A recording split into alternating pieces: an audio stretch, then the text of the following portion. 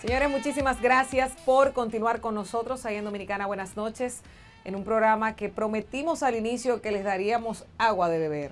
Y esta no será la primera vez que nos quedemos con las ganas de decir o preguntar lo que queremos a nuestro invitado central, que es el defensor de nuestros derechos, de todos, y que constitucionalmente puede entrar donde él quiera sin tener una orden, ¿eh? Aquí está Pablo Ulloa, el defensor del pueblo. Buenas noches y bienvenido. Gracias, de verdad, un honor, un placer estar aquí con ustedes y poder interactuar con un público tan amplio como el que tú tienes. De verdad es un gran honor el estar justamente interactuando contigo y al mismo tiempo conversando de diferentes tópicos. Así es, y yo te voy a decir una cosa, yo tengo muchas curiosidades. Pero la primera es, ¿de dónde le surge a una persona querer ser el defensor del pueblo? Mira, gracias por la pregunta.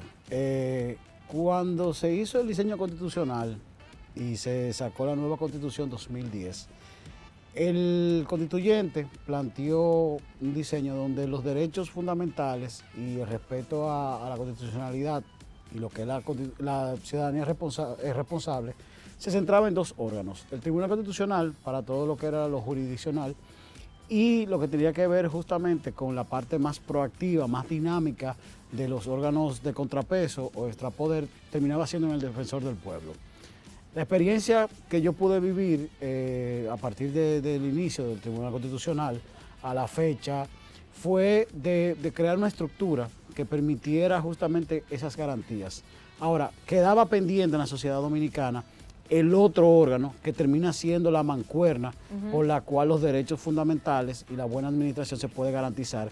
Y este segundo punto de la buena administración es lo que lleva a que entonces uno se postule para una posición que, aparte de servir de mancuerna, termina siendo el veedor de ese concepto de cumplimiento gubernamental que los norteamericanos le dicen government compliance. Y es el concepto macro de la buena administración y son de las falencias que nosotros hemos tenido como sociedad. Entonces, al ver la posibilidad de postularme a los fines de poder concretar ese diseño del constituyente, entonces inicio el proceso de formación y ahí tengo experiencia con José Luis Mayorano, que fue uno de mis profesores, que fue el primer defensor de Argentina, y además tengo la experiencia con diferentes defensores de otros países y puedo hacer un marco teórico. Y esa es la propuesta de valor que en su momento yo presento a la sociedad dominicana. Claro, ¿qué encontraste tú en la Defensoría del Pueblo cuando asumiste? Muchos hombres y mujeres con un compromiso muy grande por su patria, con el deseo y el ánimo de poder hacer en esencia lo que termina siendo el concepto del artículo 190 de la Constitución, que es un órgano extrapoder, autónomo e independiente, que sirva justamente de veedor para todos los procesos de la administración pública. Claro, y yo me pregunto, porque hemos descubierto elementos y alcances del defensor del pueblo que la gente tal vez no ha ido al 190 o no se ha preocupado por conocer, recordando también que es una figura nueva, si pudiéramos decir, dentro de la legislación dominicana. ¿Qué cosas tú entiendes que se tienen que cambiar? Porque desde la perspectiva periodística tú dices, este país tiene muchos temas, pero hay algunos que son de prioridad. ¿Cuáles son esas prioridades que como defensor del pueblo te has plasmado y dices, aquí es que voy a trabajar durante mi gestión? Te pudiera decir que el concepto de la buena administración termina siendo un elemento que es un eje transversal. Nosotros tenemos una dirigencia política partidaria, la cual hace un esfuerzo muy grande continuamente por la parte electoral. Ahora, ciertamente tiene que ser formada, pero formada para gobernar. Y ese dirigente político tiene que pasar a ser justamente una administración de fondos públicos. Entonces, cuando tú analizas la sociedad dominicana en su sentido práctico, tú te das cuenta que hay ejes que son sensibles. Están los 5 elementos que plantea el estado de bienestar, que es trabajo, transporte, vivienda, educación y salud. Pero cuando tú ves la realidad dinámica, social, tú te das cuenta que la parte de seguridad, la convivencia ciudadana, lo que tiene que ver con la calidad de la educación, lo que tiene que ver justamente con que nosotros podamos tener los bienes y servicios que están garantizados en nuestra Constitución, deben darse un paso adelante. Eso desde el punto de vista de los derechos. Ahora, desde el punto de vista de los deberes, tenemos que crear las condiciones para que todos los ciudadanos dominicanos y dominicanas puedan entender la dinámica natural de lo que es el Estado Social y Democrático de Derecho.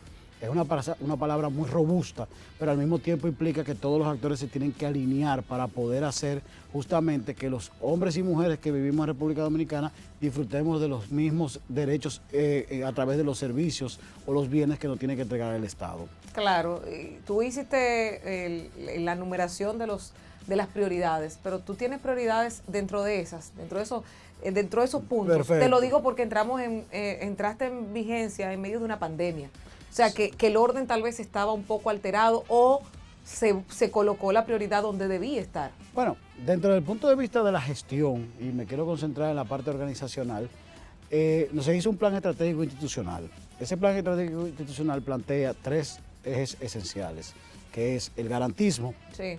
que implica una Secretaría General robusta basada en 4 procesos, que es atención al ciudadano, investigación, notificación a la administración y litigio estratégico.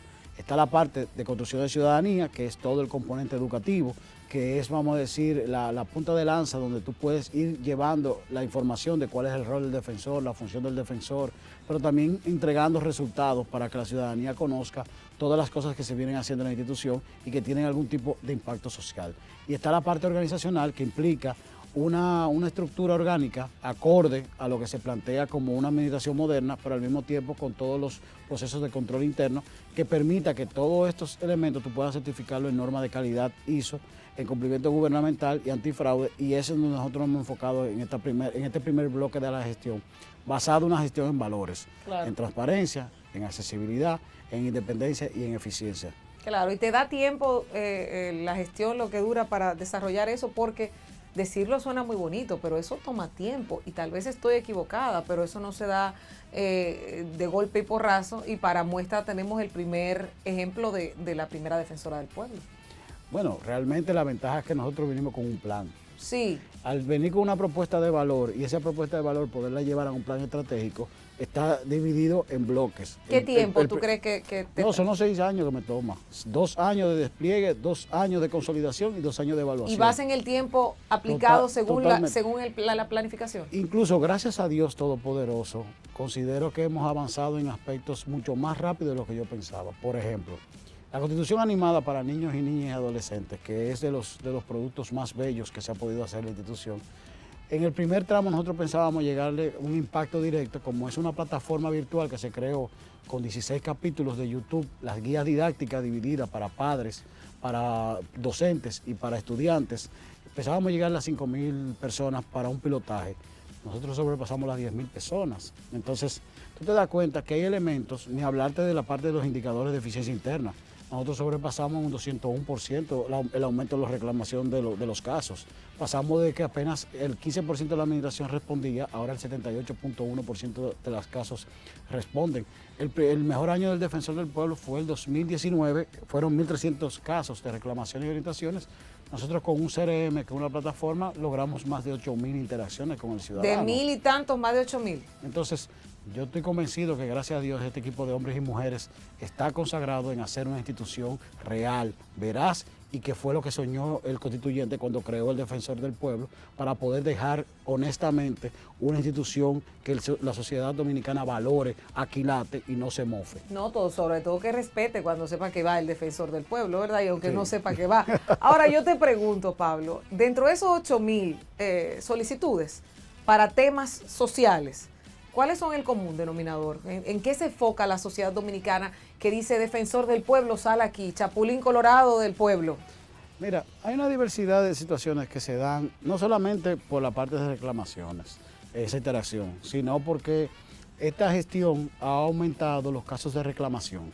Nosotros al momento de llegar impactamos en un 76% el aumento de la cantidad de casos de oficio que nosotros hacíamos, que es un mecanismo que trae la ley, y eso lo hacemos a través de los medios de comunicación y situaciones. Por ejemplo, se me ocurre mencionarte un lugar que es Claro. Las Lilas, que está aquí por debajo del puente de la 17. La institución yo fui para un tema relacionado con un espacio de salud, una farmacia y la parte de deporte, que son, derechos fundamentales. pero los mismos policías del entorno son los que me buscan para que vea las condiciones del destacamento. Bueno, pues el destacamento se está construyendo. O sea, ellos te están diciendo, mira nuestro destacamento, que nos lo cambien, mira que la lo situación. modernicen. Entonces, a través de la Dirección de Desarrollo Provincial, con la cabeza del señor Ángel de la Cruz, el jefe de la policía y el ministro de Interior y Policía van y ven la realidad y hoy en día se está trabajando, además de aquellas condiciones o situaciones que la misma comunidad estaba llamando al defensor que existían, se intervinieron, pero a través de las estructuras del Poder Ejecutivo. ¿Por qué es importante significar la parte del Poder Ejecutivo? Porque el defensor del pueblo no promueve el clientelismo ni el populismo. Por lo tanto, lo que hace es que la buena administración llegue a los lugares que sí tienen que pasar. Cercano ahí hubo una situación relacionada con unas titulaciones y además de eso un tema de viviendas. Entonces fíjate cómo esa diversidad de situaciones de carácter social se dan en una visita de un viernes particular porque el defensor del pueblo tiene 4 días de su agenda en el terreno. Pero cuando uno interactúa se da cuenta que hay temas relacionados con educación. Hay un caso, por ejemplo, de una escuela, creo que era en Guachupita, donde ellos tenían unos 8 años pidiendo que el tendido eléctrico y el transformador se resolviera. Pero cuando tú entras al interior de la escuela, tienes un tema de canchas, pero al mismo tiempo la Junta de Padres, Madres y Amigos de la escuela quieren que se concluya una remodelación. Fíjate cómo una visita te significa 4 procesos diferentes de carácter social. ¿Y cómo puede intervenir el defensor del pueblo en esto, más que ser el puente con las instituciones correspondientes? Porque de alguna forma, a través de los programas interactivos, a través de las gobernaciones, a través de los diputados, también esos problemas se extienden. ¿Es más eficiente entonces la labor del defensor del pueblo que de los otros organismos que te menciono? Mira, yo no compararía en cuanto a eficiencia. Yo lo que creo es que hay un tema en el caso del defensor del pueblo que se pudiera ver como honestidad o una esperanza y cercanía. Yo creo que es cercanía porque nosotros lo canalizamos desde el punto de vista institucional. No asumimos protagonismo. Lo hacemos con la canalización de la buena administración. Hay, gracias a Dios, un diálogo conveniente o respetuoso entre las diferentes instituciones y el hecho de que el defensor del pueblo se aproxime a través de una comunicación o una conversación con un ejecutivo de una institución pública tiene algún tipo de credibilidad y legitimidad. Ese elemento esencial del defensor del pueblo, la magistratura moral. Mira qué interesante, y yo quisiera, ya que nosotros estamos descubriendo tantas cosas de la Defensoría del Pueblo, que tú me digas cuál es el proceder correcto, los pasos correctos para que yo diga, defensor del pueblo, necesito esto, o resuélvame esto, o ayúdenme, auxílieme en esto, y sobre todo, el campo de alcance que tiene el defensor del pueblo, hasta dónde llega, dónde no puede pasar. La ley plantea que todo proceso que esté judicializado, el defensor del pueblo debe de limitarse. Ahora, un aspecto que nosotros hemos hecho en esta gestión es el tema de mediación, que en todo proceso se puede intervenir. Esa mediación o esa resolución alternativa de conflicto permite que el defensor del pueblo tenga mayor flexibilidad y movilidad que un juicio tradicional porque lleva etapas y puede durar años. Y hay una serie de mediaciones que se han hecho que gracias a Dios han trascendido a la sociedad y pudimos verlo en la rendición de cuentas que nosotros hicimos del primer año de gestión. Ahora, en cuanto al debido proceso, vamos a llamarle, todo ciudadano dominicano que quiera acceder al defensor del pueblo no tiene que ir necesariamente a la sede. Nosotros tenemos ese programa que te decía, el CRM, que a través de WhatsApp y todas las redes sociales se interactúa en una sola pantalla y ahí tenemos la comunicación directa. El ciudadano solamente tiene que escribir, tirar fotografía en cualquier acto de la administración que considere. Si nosotros vemos necesario una visita al lugar, te trasladan el equipo de abogados, en dado caso se hace una interacción directa y puede ser que la reclamación pase a ser una orientación. Eso es muy importante porque a veces no sabemos cómo exigirle a la administración y no necesariamente tiene que ser a través de un proceso de litigio. Claro, cuando uno va escalando situaciones donde ya hay una comunicación con la administración, se hizo un proceso de investigación, uno se da cuenta que hay aspectos que sí tienen que ver con la mala administración, bueno, pues uno escala a un nivel superior. El litigio es el último punto que nosotros queremos hacer. Ahora, hay momentos en que se debe de hacer y según nuestra ley y el nuevo ordenamiento jurídico, nosotros tenemos 2 escenarios, el derecho constitucional o el derecho administrativo. Entonces, a través de WhatsApp o cualquier redes sociales, gracias a Dios, nosotros tenemos la flexibilidad de poder interactuar con el ciudadano independientemente puedan venir a las oficinas, que claro a Dios lo vamos a recibir con el beneplácito y la alegría de tratar de ayudar y servir a un dominicano o una dominicana. Claro, y yo me quedo con la duda del alcance, porque si dentro de 8,000 y tantas solicitudes de temas, la mayoría puede significar recursos, y a veces donde al Estado más le duele o la dificultad principal que puede tener el Estado es recursos, ¿qué hace el defensor del pueblo? Porque hay cosas que la gente, después que te las dice, quiere que tú las resuelvas inmediatamente. Lo que pasa es que ahí, mira, Solange, hay un tema de visión de Estado. Yo te voy a poner otro ejemplo. Tú pagas seguro, Sí. ¿verdad? Tu póliza tiene contemplado una serie de medicamentos. Imagínate entonces que en el caso no tuyo, te voy a poner un caso real para quitar este ejemplo que Dios mediante nunca pasará. Hay una señora la cual tiene una enfermedad y ella ejerce un recurso de inconstitucionalidad por un tema de un medicamento. La señora 2 años después recibe, o sea, se emite la sentencia y esa sentencia lo que dice es que ella tiene la razón, que en el catálogo estaba consignado ese medicamento para esa enfermedad que ella tenía, era un cáncer. Quien recibió esa sentencia fue su familia. ¿De qué sirvió? Claro. Entonces ahí entra el defensor. Es una capacidad de movilidad mayor que el simple hecho de tú ir a someter un recurso que te va a costar dinero desde el punto de vista jurídico y tiempo, y en este caso estamos hablando de salud. Entonces, cuando tú tienes una instancia que tiene la capacidad de movilidad tan rápida como el defensor, que te puede significar una respuesta inmediata de la administración, que incluso su ley plantea que no puede pasar de 90 días, y nosotros nunca hemos cerrado un caso sin concluirlo, es parte del enfoque de legitimidad y de magistratura moral que decíamos. Claro, yo quiero pedirte permiso, Pablo, para hacer una breve pausa, porque cuando regresemos hablamos de la Defensoría del Pueblo y la política, cómo se vincula una cosa con la otra desde antes de tu ser electo como defensor del pueblo. Surgían tantas cosas que hoy tú tienes que aclararlas a nosotros, ¿verdad que sí? Así que no se muevan, en breve continuamos conversando con Pablo Ulloa, el defensor del pueblo de toda la República Dominicana, de toda, completita. Aquí con Dominicana Buenas Noches en breve.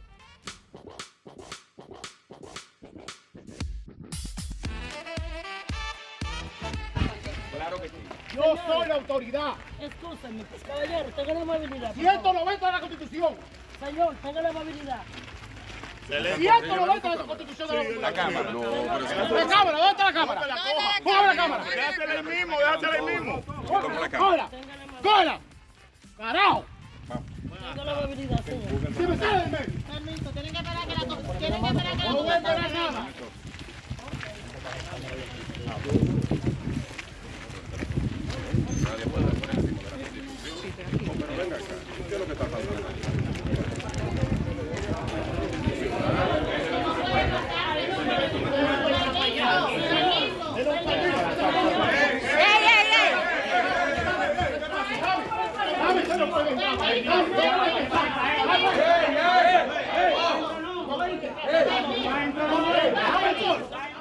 Señores, y ahí lo vieron ustedes. Yo creo que ese fue uno de los momentos donde la Defensoría del Pueblo brilló más. El pueblo dominicano estaba pendiente de cómo iba a ser que a una figura pública de carácter constitucional que le permite el acceso a todas las entidades sin tener que avisar, la autoridad y en este caso agentes de la DGCET impidieron tu acceso, no el tuyo, sino que agredieron y dañaron a periodistas, entre otras cosas.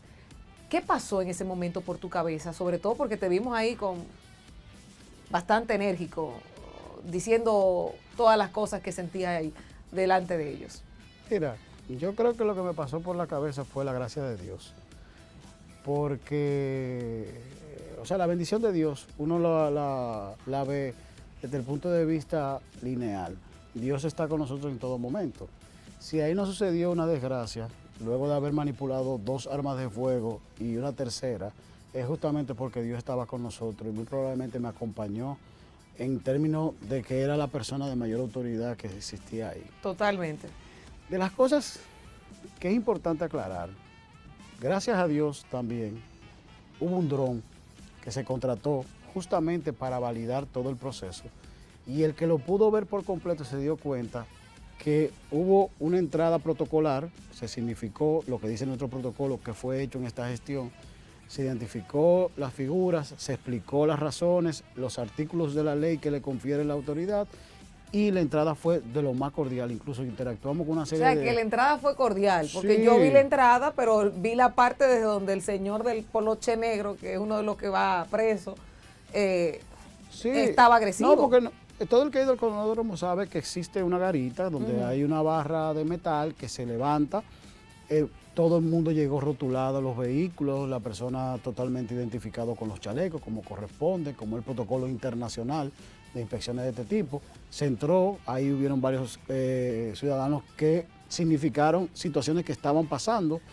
Y luego... Y ustedes invitaron prensa también, que eso Bueno, es una cosa que a mí me parecía absurdo en el hecho de que qué tonto que tú te pongas de esa forma delante de la prensa, que está evidenciando todo. No, totalmente. Incluso la razón, el punto de inflexión de todo fue justamente la agresión que se dio a uno de los camarógrafos, que ahí es que uno de los compañeros me llama la atención y ahí es que yo me volteo y quizás es el momento que tú estabas significando. Pero hasta ese punto todo iba de manera Todo iba cordial. normal. Incluso por el lado de nosotros estaban pasando algunos agentes que hasta me saludaban, al igual que los ciudadanos. Y cuando pasamos de ese punto, entonces ya se dio la situación que lamentablemente y bochornosamente se dio de agresión y demás. Decirte que indiscutiblemente Dios obró, porque lo que nosotros vivimos ahí fue un proceso sumamente vergonzoso y agresivo, y realmente no se lo deseo a nadie. Claro, la motivación inicial para hacer esta inspección en el canódromo. Y si ustedes se dieron cuenta de lo que realmente se destapó en el país tras esa visita que fue incidentada. Bueno, originalmente son reclamos del ciudadano por diferentes razones, no solamente la retención de un motor o el robo de piezas de un vehículo como retrovisores, gomas de repuesto, cambio de neumáticos, sino también los maltratos y el delay o el tiempo de espera para poder recibir un bien que está a tu nombre, que tú tienes la propiedad, de hasta 2 días, para ponerte 5 o 4 casos particulares. Indiscutiblemente la sociedad se identificó porque todo el mundo sabe a lo que estábamos enfrentando. Eso es lo que es la microcorrupción. Ese es el punto donde nadie quiere entrar, porque termina siendo un elemento claro de cómo nosotros estamos siendo maltratados por aspectos de la administración que no entienden su rol. Una cosa es tú tener un espacio de administración de propiedad privada, como puede pasar en todas partes del mundo, y otra cosa es convertirlo eso en un negocio particular. Y ese tipo de aspectos es lo que el defensor del pueblo tiene que garantizar, porque ese es el día a día de un ciudadano que sale de su casa a trabajar. Muy probablemente tuvo que tomar un préstamo para poder incluso pagar la multa o la amonestación que la administración le puso. Y ni siquiera se lo entregan en el mismo tiempo, sino que le hacen esperar al otro día para cobrarle dinero para que pueda salir rápido e ir a su trabajo. Claro. Entonces, cuando tú tienes una persona que te retrasa la entrega de un vehículo o hace que pase el tiempo de las 4 de la tarde para que el banco cierre y con eso entonces entrar en una relación directa en efectivo, eso es corrupción. Totalmente. ¿Tú crees que después de esta acción, el sometimiento, la orden de arresto a 7 de estos implicados, esto concluye aquí o entiendes que hay que desmantelar todo y reestructurar nuevamente? Porque tal vez no era la cabeza, sino la mente de todo el que pasa por ahí, como en algunas posiciones públicas dice, yo quiero ir para ahí porque ahí hay movimiento. Bueno, se hicieron 3 reuniones con el ministro de Interior y Policía, el jefe de la policía, Intran, DGCET, aduanas, Contraloría e impuestos internos. El defensor se lo planteó claramente. Ya es un tema que el Ejecutivo tiene que resolver y el defensor va a fiscalizar ese plan de entrega de propiedades y luego de subasta pública como plantea la ley. Ya es un tema que le corresponde única y exclusivamente en este caso al Intran, DGCET, Interior y Policía. O sea, ya el Ejecutivo tiene que asumir un plan donde la ciudadanía dominicana tenga un espacio digno para poder recibir un vehículo que le fue retenido por cualquier situación. Indiscutiblemente no debiera de darse de esa forma. Hay modelos internacionales y nacionalmente se pueden implementar, pero real y efectivamente ya la ciudadanía sabe que lo que está pasando en el canódromo es algo que no puede resistir y no puede ser parte del día a día del pueblo dominicano. Y esa es la exigencia que el defensor del pueblo asumió, luchó y la gente lo ha identificado como tal. Claro, ¿y qué pasó después? No del caso del canódromo, sino de la sociedad con Pablo Ulloa, el defensor del pueblo. ¿Cuáles fueron las reacciones? Porque durante varias semanas fuiste portada de los periódicos, la situación que vinculó a la prensa le sumó también más peso a todo esto, pero decían, alguien se está interesando por los problemas que nos afectan a nosotros y el miedo que tenemos de caer ahí lo vivió él. Y si eso le pasó a él, que constitucionalmente puede, eso demuestra que eso nos está pasando a nosotros. Eso es lo lamentable, porque aquí nosotros vivimos un Estado de Derecho y significamos mucho lo de Estado social y democrático de derecho. El ciudadano dominicano y la ciudadana dominicana lo que sintieron fue empatía con un compañero, un ciudadano, que por igual que ellos termina siendo alguien que sabe que existen situaciones, pero muy probablemente con la responsabilidad suficiente para afrontarlas. El hecho de significar lo de la magistratura moral termina siendo eso. El defensor del pueblo que termina siendo un articulador de situaciones, un resolutor de conflictos, un manejador de crisis. Entonces, el hecho de ir a fiscalizar es una atribución que la ley le confiere. Que por primera vez en la historia del defensor del pueblo se está ejerciendo las inspecciones con informes especiales cuando se emiten algún tipo de situaciones. No solamente pasó con el canódromo, pasó con la carcelita de Villa Colina, que fue cerrada, pasó también con los asesinatos o las muertes que pasaron en los destacamentos, donde por primera vez el defensor del pueblo emitió un informe independiente de la situación.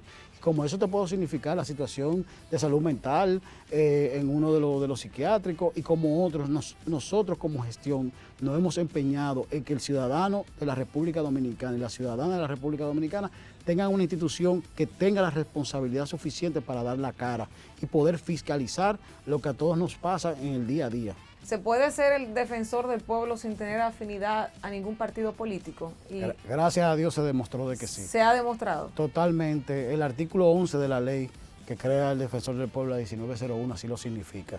Y esa fue la razón por la que, gracias a Dios, hoy yo soy defensor del pueblo. Porque justamente no tenía ningún tipo de afiliación política ni tenía militancia alguna. E incluso fui tan responsable que el mismo artículo, sus últimas 2 leyes, dice que el defensor del pueblo no puede tener otro ingreso salvo la docencia. E incluso de mis empresas y mi fundación, yo salí, mi esposa se encarga, no somos suplidores del Estado, pero aún así yo quise significar la responsabilidad que es esta institución y preferí salir de todas ellas. Incluso ni estoy dando clase, salvo hace 2 semanas, creo que hace un mes, que fui a España a cerrar el año escolar, el año académico de la Ortega y Gasset y la Complutense, que me pidieron, que eran de las universidades que en algún momento yo di clase. Y ha sido lo único que yo he podido hacer, porque la responsabilidad implica tú asumir no solamente en el discurso, sino en la acción. Claro, en el momento que tú te estabas postulando, yo recuerdo la discusión que había y uno de los elementos era no debe ser partidario, no apolítico, sino no estar militando, pero tus compañeros en la mayoría de los que estaban solicitando, creo que salvo José Hoppelman, estaban casi todos en partidos políticos, se identificaban con alguna rama de la política y habían como que renunciado. ¿En algún momento tú dudaste que ibas a ser el defensor del pueblo? Sobre todo por las coyunturas que se daban, decían, no, va a ser fulano, a pesar de que dentro de las calificaciones tú tenías por encima de muchos de ellos. Mira, aquí el análisis es más profundo. Si hay algo que la sociedad dominicana anda buscando, la meritocracia. Yo creo que todos estamos cansados de ese arribismo y ese oportunismo que existe en el sentido general como tal. Yo creo que ese 97.44 fue el punto de inflexión para que entendiéramos que también los jóvenes tienen capacidades y tienen formación para poder asumir funciones del Estado dominicano. Indiscutiblemente, desde el mismo momento que yo me inscribí, yo quizás con la mayor formación era el que tenía las menores posibilidades, pero eso no fue una mella. Al contrario, eso fue parte de la dinámica formativa porque yo duré 2 años y medio antes formándome para. Y esa es la parte que sería interesante que este programa pudiera resaltar por la pedagogía social que tiene. Y es que ciertamente cuando tú te preparas para una función, tú tienes la competencia para poder competir y discutir sobre la base de eso. Quizá la curva de aprendizaje de esta institución ha sido tan breve en esta gestión porque hubo un aprendizaje previo de qué se tenía que hacer y cómo se tenía que hacer, que es un análisis situacional.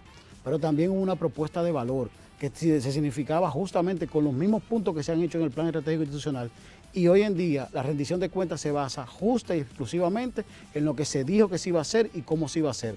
Y eso termina siendo transparente. O sea, que tú te preparaste para ser defensor del pueblo. Exactamente. Esa Esa es la realidad. es tu realidad. Esa es mi realidad, por eso el tema del doctorado en gobierno y política pública Claro. y sociedad, las experiencias internacionales con Mayorano, con Antinori y con los demás defensores, no solamente de Colombia, los de España, que eran 2.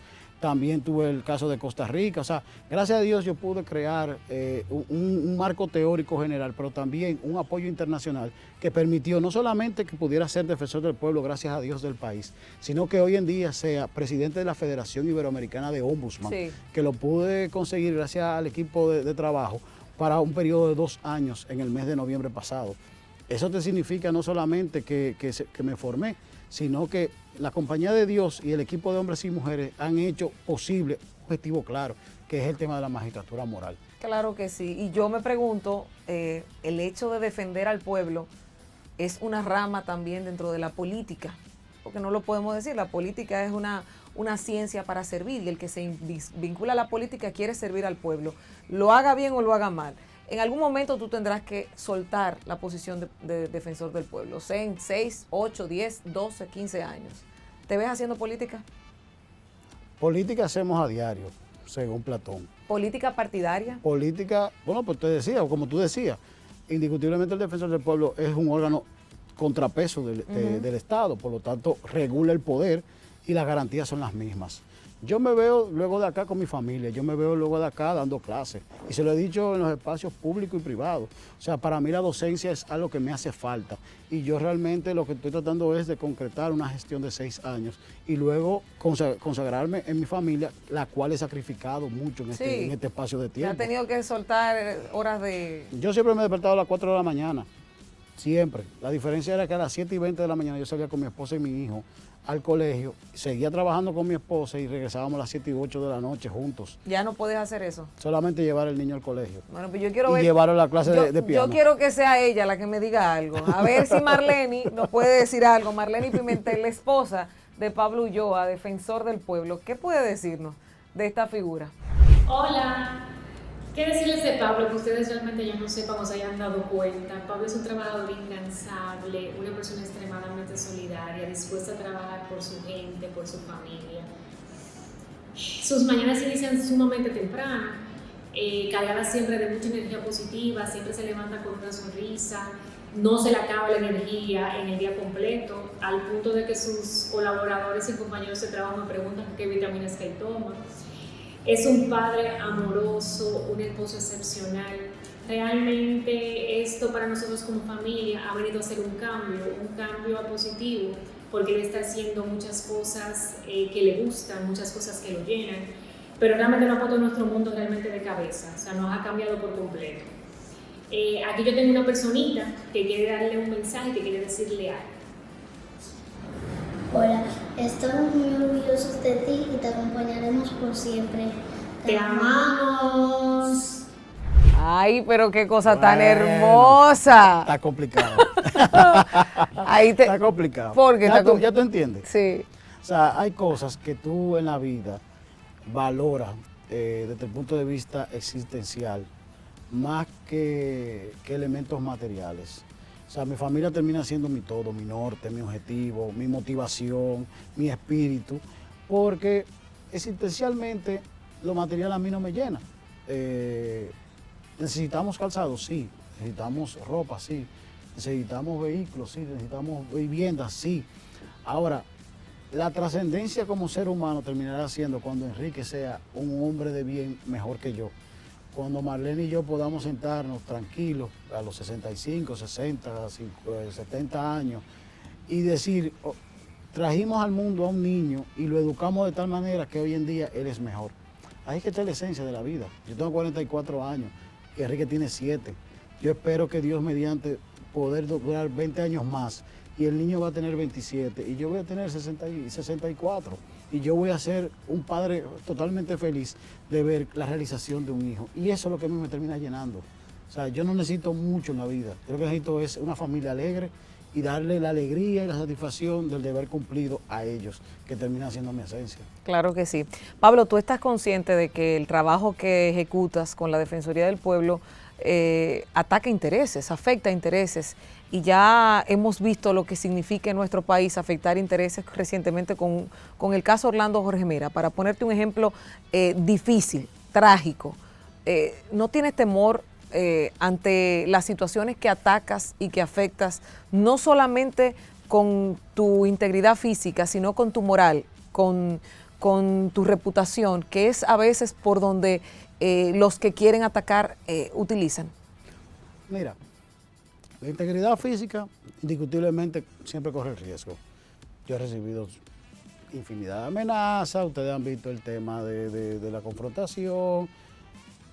Yo te diré que eso es, vamos a decir, de los riesgos calculados, quizás desproporcionados, porque en el caso, por ejemplo, que tú dices de Orlando, que una persona que siempre me mereció y me ha merecido toda la consideración y el respeto, una relación desde el 1994, realmente un afecto muy especial.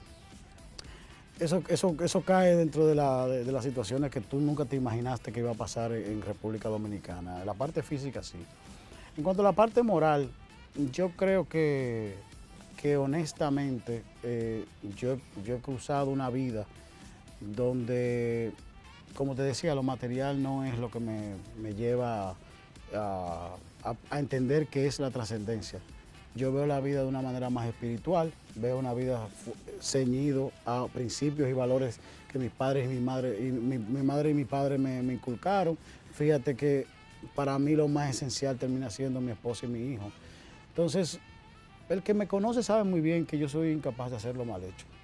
Yo no ando pensando en más nada que no sea rendir una labor, yo te lo decía. Yo me pido a las 4 de la mañana, 3:30. Yo despacho todo lo que voy a despachar hasta las 5 de la mañana. A las 5 de la mañana yo me voy al gimnasio. A las 6 yo estoy despertando a todo el mundo para llevar a las 7 a Enrique. Yo termino la jornada, sea a las 9, 10 u 11 de la noche. Me acuesto y sigo la misma dinámica. El defensor sale 4 veces a la semana al terreno. Yo incluso el domingo estaba en la marcha, pero el sábado yo estaba en San Francisco. El viernes yo estuve en Higüey con 5 o 6 actividades diferentes. El tipo de vida también te demuestra a ti cuál es la naturaleza. Yo leo 1 hora diaria, yo hago 1 hora diaria de gimnasio. Yo le dedico a mi familia el tiempo que pueda dentro de mi jornada. Entonces, la honestidad y la responsabilidad, yo creo que son de los valores que yo pudiera enseñarle a Enrique. Por lo tanto, la parte moral, si pasase un ataque, lo que va a poder pasar es que la posmodernidad demuestre que no es así en el caso mío, porque para mí la esencia del ser humano está en lo espiritual, no en lo material. De verdad que es sumamente interesante y agradecida de tu tiempo y tu espacio para responder a estas preguntas. Y entendemos que la población valorará en su justa medida el trabajo que estás desarrollando desde la Defensoría, una ola de modernidad de lo que dejó doña Zoila ahí. Así que de verdad muchísimas gracias, Pablo, por este tiempo y por estar con nosotros y nuestro público hablándonos de estos proyectos y de tu estilo, sobre todo de vida. Gracias a Pablo Ulloa, Defensor del Pueblo. Gracias a ustedes por habernos acompañado. Nos vemos en una siguiente entrega de Dominicana Buenas Noches. Bye, bye.